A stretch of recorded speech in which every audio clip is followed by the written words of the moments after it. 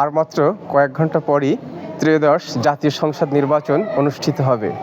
নড়াইলের দুটি আসনে ১৬ জন প্রার্থী প্রতিদ্বন্দ্বিতা করছেন। এবারের নির্বাচনকে ঘিরে একটি উৎসবের আমেজ তৈরি হয়েছে। প্রার্থী এবং ভোটাররা চান সুষ্ঠু সুন্দর পরিবেশে নির্বাচনের। আমরা এই বিষয়ে ভোটারদের সাথে কথা বলতে চাই। আপনারা কেমন ভোট প্রত্যাশা করছেন?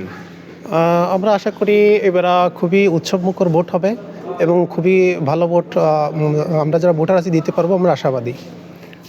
আমরা একজন ভোটারের কাছে শুনছিলাম, আমরা আর একজন ভোটারের কাছে শুনতে চাই যে এবারের ভোটের পরিবেশটা আপনারা বা কেমন প্রার্থীকে নির্বাচন করতে চান?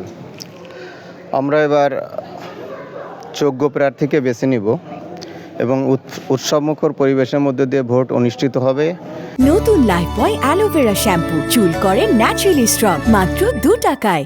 এটা আমরা প্রত্যাশা করছি এবং যোগ্য প্রার্থীকে এই নড়াইলবাসী বেছে নিক, এটাই প্রত্যাশা।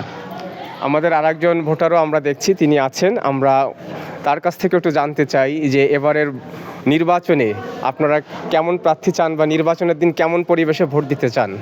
আমরা নির্বাচনে এবার ভালো একজন যোগ্য, সৎ এবং জনগণের স্বার্থে কাজ করবে নিঃস্বার্থে, আমরা সেরকম একজন যোগ্য প্রার্থী চাই। সুন্দরভাবে যাতে ভোট দিতে পারে জনগণের কাছে আহ্বান করব।